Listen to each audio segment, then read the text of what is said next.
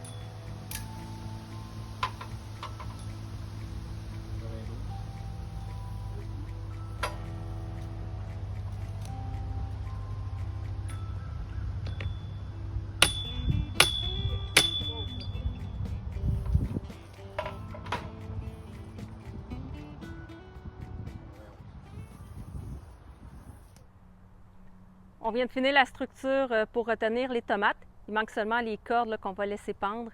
Je vais vous montrer un petit peu ce qu'on a utilisé. Donc, comme vous pouvez voir, on a mis 3 poteaux en acier galvanisé. Le troisième au centre, c'est vraiment pour permettre de vraiment solidifier la structure. Donc, en haut, ce qu'on a mis pour poser les fils, je ne sais pas si on le voit bien, voilà. On a mis un câble en acier galvanisé. On a fait des petites loupes en haut comme ça, où on va venir poser les cordes. On va laisser pendre jusqu'aux plants de tomates qui vont être juste ici en bas, ce qu'on voit le fil rose. Donc, on a fait ça tout le long. On a 4 loupes d'un côté. Je vais juste dézoomer un peu. On a 4 loupes d'un côté et 4 loupes de l'autre côté également.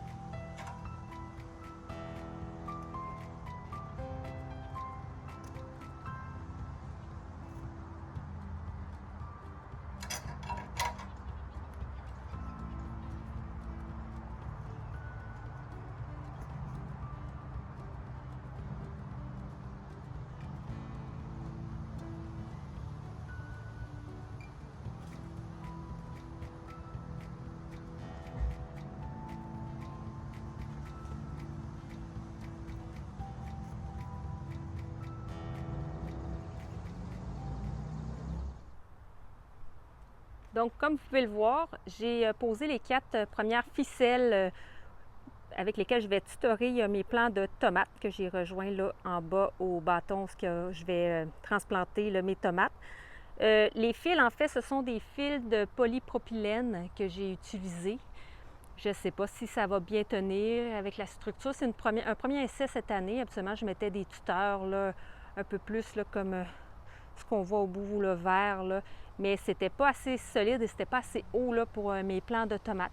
Donc, j'essaye cette méthode, voir si ça va bien tenir là, cette année. Je vais les enlever aussi, je ne vais pas les laisser à l'extérieur comme ça l'hiver, je vais les ranger. Donc, je vais venir mettre les plants ici en bas. Par contre, je ne vais pas tous les mettre, je vais peut-être en mettre en fin de journée aujourd'hui, 2 plants. Mais je ne vais pas tous les mettre parce que je vais me montrer un petit peu plus conservatrice là, à ce niveau. Parce qu'en fait, on est au Québec. Hein. Oui, les nuits en ce moment, ils sont annoncés au-dessus de 10 degrés, mais on ne sait jamais là, ce qui peut se passer. D'ailleurs, la semaine passée, il y a eu des tornades là, dans la région. Il y a eu beaucoup de vent, alors on n'est pas à l'abri de ça. Donc, je vais en mettre 2 pour commencer et je vais venir me poser les autres là, au courant de la semaine ou en fin de semaine prochaine. Donc maintenant, je vais planter mon deuxième plant de tomates, qui sont les Sweet 100, un plant de tomates cerises qui est à part indéterminé. Moi, pour les tomates à part indéterminé, c'est sûr que j'enlève les gourmands. En fait, si vous ne savez pas c'est quoi un gourmand, juste ici, au centre, on en voit un petit gourmand. Donc, on enlève ça. Il y en a un autre en haut, ici, entre les deux, qui pousse à l'aisselle de 2 branches. Alors, je les pince et je les enlève. Je vais essayer de le mettre en terre assez profondément. Donc, déjà, on voit là qu'il est chambranlant. Je vais enlever la dernière feuille en bas parce que même si je ne le mettais pas en terre jusque-là, je ne voudrais pas qu'elle touche le sol quand je vais faire les arrosages, pas que ce soit trop humide et que ça l'entraîne différents champignons, différentes maladies. Donc, j'ai bien arrosé mon plant juste avant. Donc, ce que je vais faire, c'est que je vais venir creuser un trou. Ici, j'ai mis mon piquet. Parce que moi, je mets 45... Hop, petite bébé dans l'oreille. Moi, je mets 45 cm entre mes différents plants de tomates. C'est la densité minimale, donc 45 cm. J'ai calculé entre ces 2 points-là, il y a 45 cm. Donc, je vais faire un trou un peu plus profond, un petit peu plus large que le pot. On voit que le sol, je ne sais pas si vous voyez bien, mais il est bien noir. Il est bien humide. Il y a eu de la pluie il y a 2 jours, ça l'a bien gardé l'eau. Donc, je le fais un petit peu plus large, un petit peu plus profond. Quand c'est des tomates, on ne se gêne pas pour mettre ça profond parce qu'on peut enterrer la racine. On peut enterrer, excusez-moi, la tige.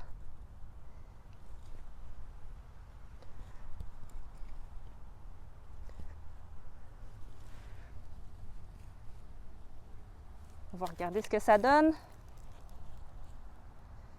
C'est pas pire comme ça. Hop. Je vais juste creuser légèrement plus parce que je vais ajouter du fumier de mouton dans le fond. Un petit peu de granules de fumier de poule également, de fiente de poule pour fertiliser. Donc voilà. Je me suis mis un petit peu de fumier dans un bol. J'en mets un petit peu dans le fond. Fumier de poule en granules. Voilà. Je vais mettre un petit peu de terreau d'origine par-dessus. Je vais brasser pour ne pas mettre les racines en contact direct avec le fumier de poule qui en fait n'est pas... Du fumier de poule, c'est de l'engrais. Hein? Donc, il ne faut pas que ça soit directement en contact avec les racines. Donc, par la suite, je me suis mis de la terre. Par la suite, je vais venir dépoter et le mettre en terre. Il n'y a pas tant de racines qui a colonisé, fait que je n'ai pas besoin de défaire les racines. Je vais laisser la motte comme ça, telle qu'elle, la mettre dans le fond. Et je vais venir renterrer mon trou. Oups! Des insectes dans mes oreilles.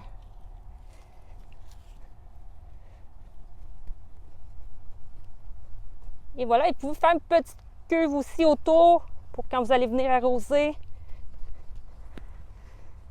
Et voilà. Donc, maintenant qu'on est venu transplanter notre plant de tomates, on va venir le tutorer. Donc, avec la corde, ce qu'on va faire, ils vendent des petites pinces comme ça. Je les ai achetées sur Amazon. Je ne les ai pas payées cher. Ça ne doit pas valoir cher non plus. Je vais essayer cette année. Donc, on met la corde ici dans l'entrée et quand on va fermer, ça va coincer la corde. Si vous voulez avoir, là, je vais regarder, j'en ai besoin ici, mettons, juste en dessous de la branche, pour qu'il soit retenu par la branche. On pourrait aussi décider de faire un nœud à cet endroit.